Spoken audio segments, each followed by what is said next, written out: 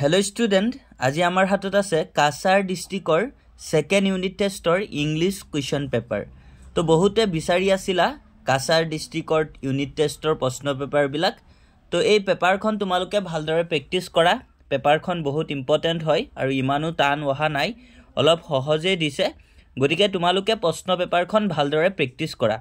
আৰু ছাত্ৰ-ছাত্ৰীসকল তোমালোকে যদি তোমালোকৰ ডিস্ট্ৰিক্টৰ প্ৰশ্ন পেপাৰ বিলাকো আমাক সেন্ড কৰিব বিচাৰা ইউটিউবত এনেকে ভিডিও আকাৰে দিবলে, তেন্তে তোমালোকে আমাৰ অফিচিয়েল নাম্বাৰ 6002994303 এই নাম্বাৰত তোমালোকে সেন্ড কৰিব পাৰিবা হোৱাটছআপত।